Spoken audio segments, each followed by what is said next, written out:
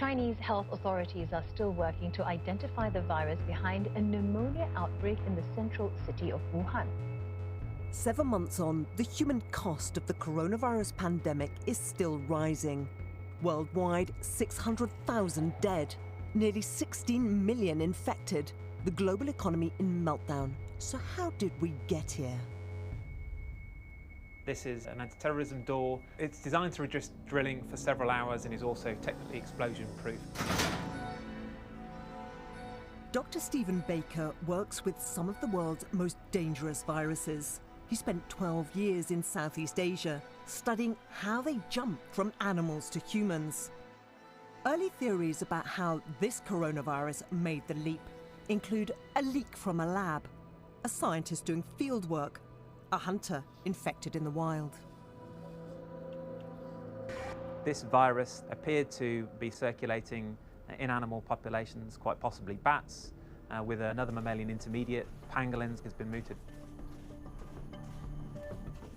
At the start of the outbreak, China blamed a market in Wuhan, illegally selling exotic animals. Potentially what happened is that there was a transmission event within the local market, which then went on to cause the epidemic and then went on to cause the pandemic.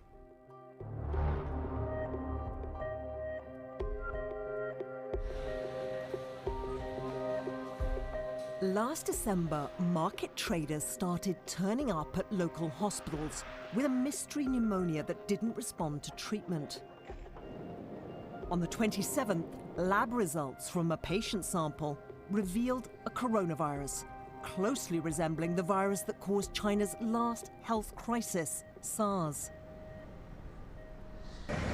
I joined as a disease detective, and so I chased down epidemics all over the world. Dr. Ali Khan spent much of his career at the US Centers for Disease Control. Ebola, Rift Valley fever, Congo-Crimean hemorrhagic fever, monkeypox, SARS. In late 2002, the SARS virus jumped from bats to civet cats in a food market in southern China, ultimately killing nearly 800 people worldwide. Chinese officials hid cases, censored doctors, and withheld information from the world for 4 months. Dr. Khan was sent to the region to help. Clearly there was a lack of transparency. Without a doubt, if they had shared that they had this atypical pneumonia and allowed international investigation, there probably would have been fewer cases and likely fewer deaths.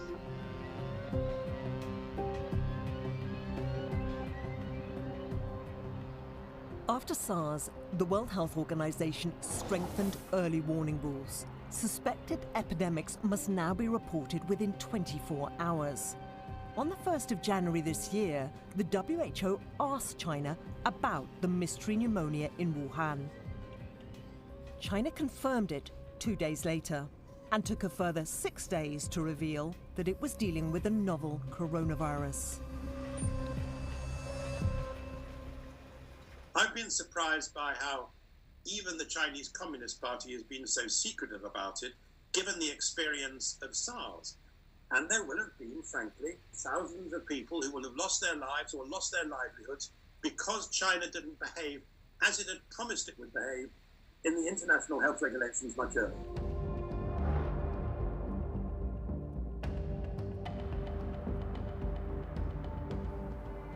Yet more serious than delaying reporting of the initial outbreak, China then hid evidence that the virus could be spread by people. They said there was no reason to suspect the virus was transmitted through humans and no medical personnel had been infected. Doctors on the front line didn't agree. They tried to alert each other. A post from Li Wenliang at Wuhan Central Hospital went viral, warning of a disease he thought was SARS. Within hours, Dr. Li was summoned to a meeting by his hospital and ordered not to discuss the outbreak. The clinicians knew that the cluster was not limited to people only from the seafood market. So that was proof positive at that point that there was person-to-person transmission. China's doctors were trying to get ahead of the virus, but they were silenced. Dr. Li and others forced to sign police confessions that they were spreading misinformation. Police have warned that fabricating rumors and spreading them are against the law and will not be tolerated. Professor Li Lanjuan was a key advisor to the Chinese government in the early stages of the outbreak. At the end of December, Wuhan told doctors they weren't allowed to discuss the virus on social media. Was that a mistake? To announce its contagiousness, if it's not yet confirmed, would cause public panic. Therefore, we must be responsible to the public and ascertain the facts first. Only after that could we release the information to the public. I don't think people outside understand this. In China, public order is a priority. Fear of unrest often drives officials to withhold information, play down risks, and delay action. You know, in any country, when you have something, the virus, which is dangerous to people's health, when something unknown, there might be a panic. You can't say this has come up, since on the official channel, you know, we report through the normal channel, but on this, we need to make sure that there should be no panic. It's a very fragile state, and I don't think people quite realize how fragile the Communist Party regime fears itself to be. Public panic is only one step removed from public protest and public disorder.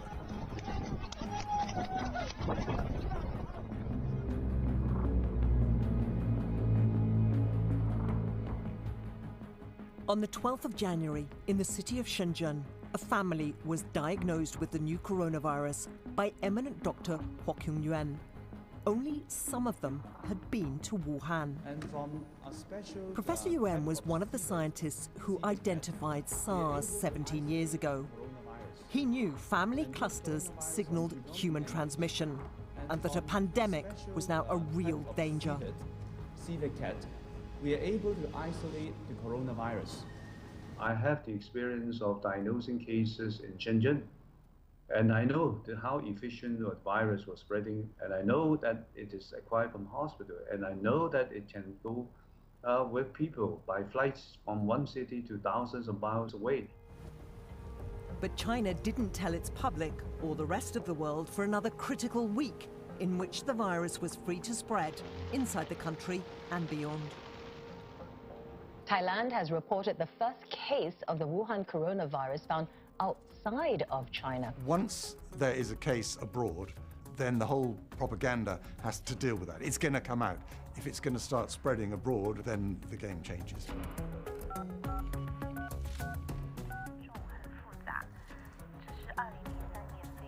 On the 14th of January, Beijing convened an urgent teleconference. According to a leaked memo reported months later by the Associated Press, health bosses nationwide were warned that human-to-human transmission was possible. The crisis was likely to become a major public health event, and China must prepare for a pandemic. But on state TV, top health officials played down the risk.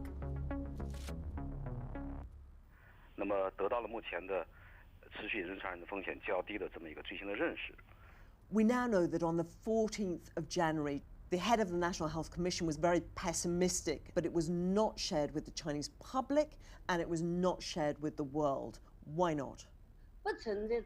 Such a mistake did not occur. It was during this conference when all provinces learned of this disease. Before that, it was not widely known. Once everyone knew about it, all hospitals and disease control bodies sprang into action.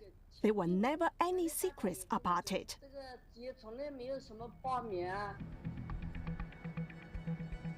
The new rules put in place after SARS say that all relevant information must be provided to the World Health Organization.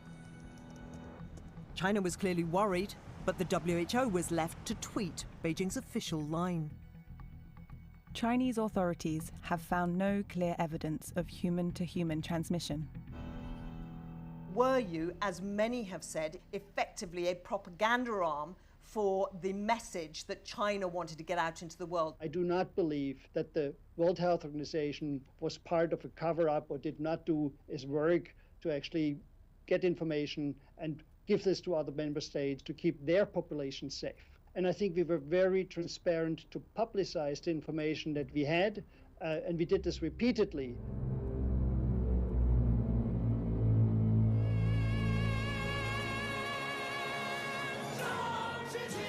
It was now mid-January, and China was gearing up for its biggest annual festival, Chinese New Year. It's worth billions to the economy. In Wuhan alone, 5 million people were about to leave town to see friends and family. The government didn't stop them.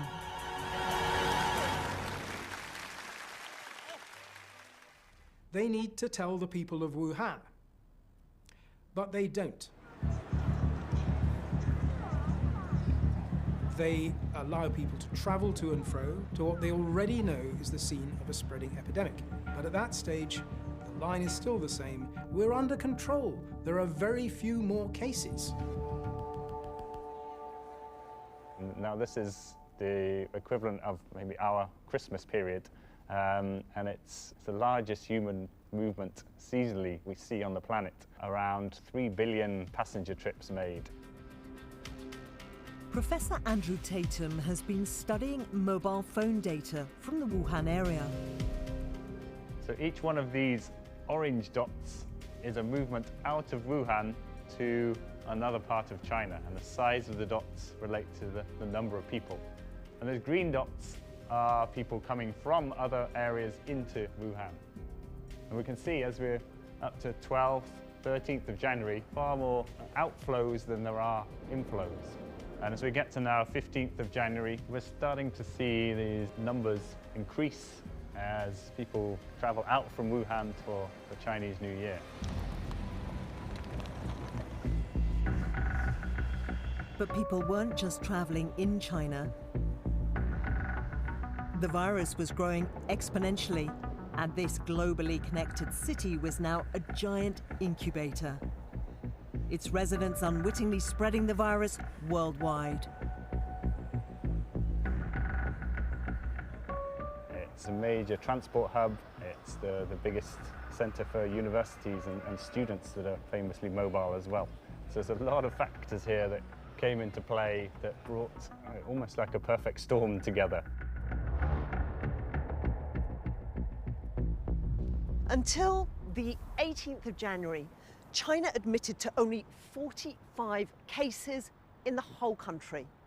But the true number in Wuhan alone was closer to 4,000, according to British researchers. This pandemic could no longer be hidden. A team of high-profile Chinese scientists was sent to Wuhan. Their evidence would give Beijing the cover to finally tell the truth about human-to-human transmission. The SARS expert, Professor Yuan, who diagnosed the Shenzhen cluster, was on the team. The team quizzed Wuhan officials about the market where Beijing said the virus had first jumped to humans. They told me that the place was very dirty. A lot of animal fecal material, extremely foul-smelling, rats running around. The market had been closed nearly 3 weeks earlier and completely disinfected. Samples had been taken, but not from all the animals. The team worried that if the virus had jumped to humans here, crucial evidence was now lost. When we went to the Huanan seafood market, of course there was nothing to see because the market was cleared already. So you may say that the crime scene is already disturbed because the seafood market was cleared We cannot identify the animal host, which is giving the virus to human. The team leader later said local officials had been unwilling to tell the truth about the number of infections. If they'd done their work better, human-to-human transmission could have been understood sooner. Professor Yuan agrees the problem was in Wuhan, not Beijing. I do suspect that they have been doing some cover-up locally at Wuhan. The local officials who are supposed to immediately relay the information has not allowed this to be done as rapidly as it should. People lie because they're terrified of losing their jobs or worse, going to prison. People lie because they're terrified that the punishments for failure are so severe. And governments lie because they have to create a myth of invincibility in order to maintain credibility with their people.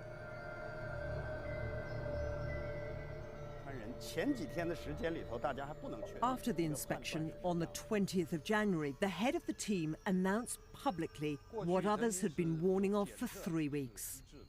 所以呢，这个现在啊，可以这么说，是肯定的有人传人的现象。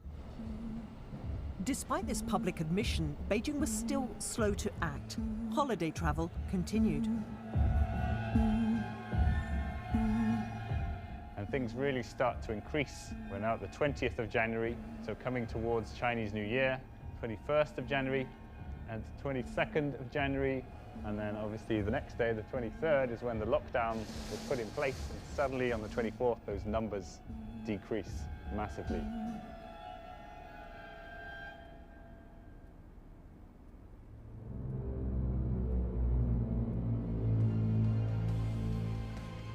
A full 9 days after Beijing warned health bosses of a coming pandemic, it now took drastic action. On the 23rd of January, the entire city of Wuhan, population 11 million, was quarantined. Across China, hundreds of millions would soon face travel restrictions. Beijing says the lockdown bought the world time, but the virus had already gone global. South Korea has confirmed the first local case of... confirmed here in the United States. Singapore has confirmed its first... Japan has confirmed its first case of the Wuhan... Coronavirus in the UK, the first confirmed cases here. If there was the same interventions that were put in place on the 23rd of January, put in place on the 2nd of January, we may have seen a 95% reduction in the numbers of cases. Locking down Wuhan on the 23rd is bolting the stable door when the virus is on its way overseas to become a pandemic across the world. Professor Li, who'd been on the inspection team, recommended the lockdown. She says the Chinese government acted at the right time. The lockdown was a grave decision.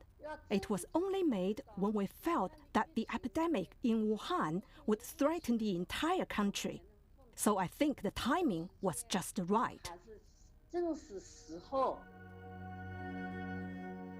Zhang Lifa was in Wuhan for a leg operation. His son, Zhang Hai, had taken him to hospital there before lockdown, unaware that he was exposing his father to the dangerous virus. He was unable to walk. In that situation, we had no other option. I made my father wear a face mask, and I also put one on. His father developed a fever and tested positive for coronavirus. At that time, my dad said to me, "My son, your father doesn't want to die." He said, "Please beg the doctors to save my life." That was what my father said before he lost consciousness, and it is impossible for me to forget that for the rest of my life.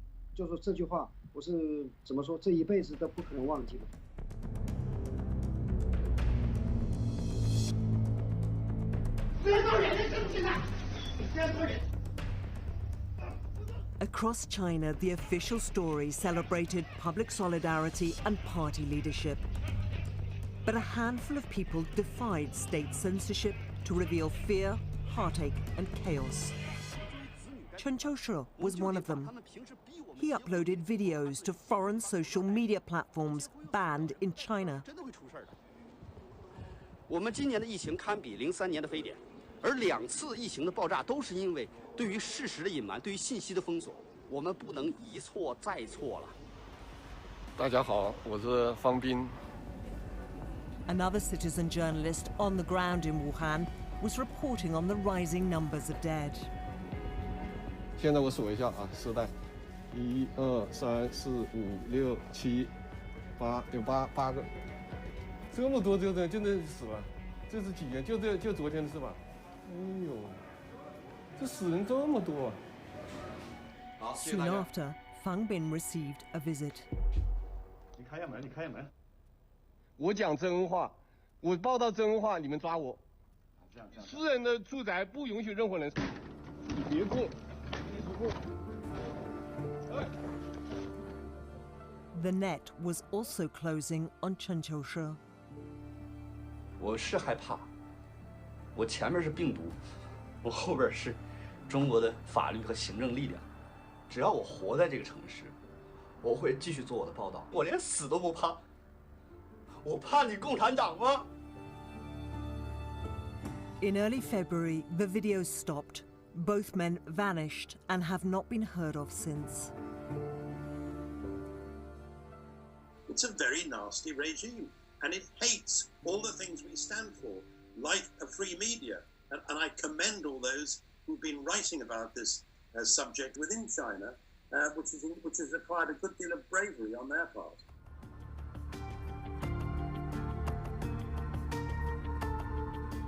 China says fewer than 5,000 of its citizens died from COVID-19 due to the firm measures it took to detect, contain and treat infections. But its numbers are impossible to verify.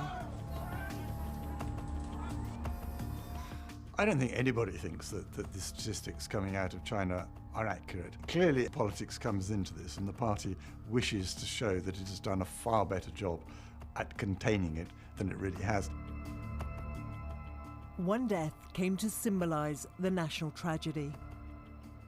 In China, there's been a huge outpouring of grief and anger at the treatment of a doctor who tried to warn the world of the dangers of the coronavirus. 34-year-old Dr. Li Wenliang, reprimanded at the start for warning about the risks, then infected by a patient and dead a month later. On his deathbed, he became a hero to many inside China and beyond.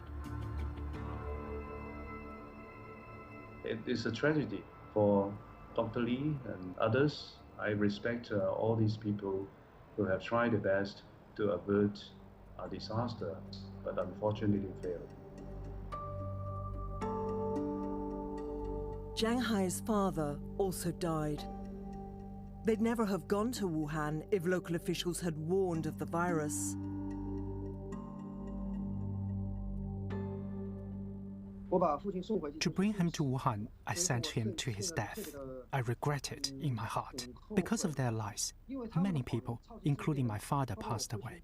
So to me, they're murderers. All their actions were criminal behavior. On the 8th of April, China lifted Wuhan's lockdown. It says its pandemic response prevented 700,000 infections.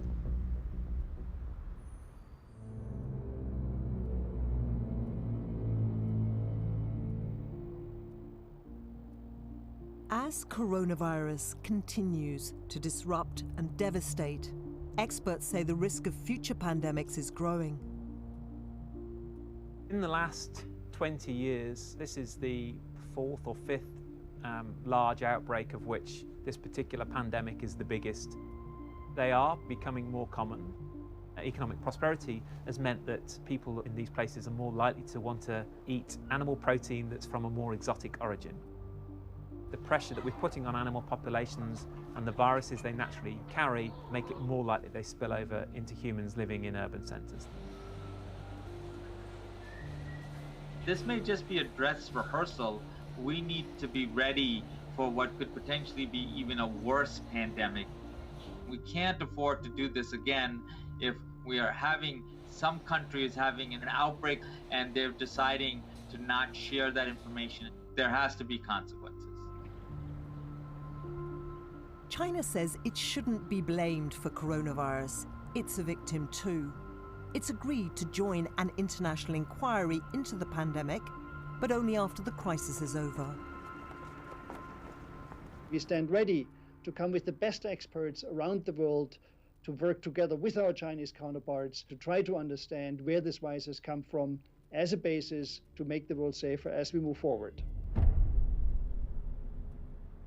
China continues to punish those who challenge the official line. It now says the virus didn't originate in the Wuhan market and may not have started in China at all. It took 14 years to confirm how SARS began, and we still don't have the full story about how that spread. So what hope of getting to the truth this time? All along, we have acted with openness, transparency, and responsibility. We have provided the information to the WHO and relevant countries in the most timely fashion. Well, I think that the Chinese Communist Party will want to suppress the story for as long as possible because it doesn't match its image as a regime which justifies its brutalities by its competence. Unless the Chinese Communist Party decides that it wishes to protect its people, then I'm afraid we're all likely to be victims of another such incident again. China says saving lives is its #1 priority. Critics talk tough, but is there the will to get tough with a rising superpower? For now, we're left hoping that if this happens again, China does the right thing of its own accord and acts faster to better protect us all.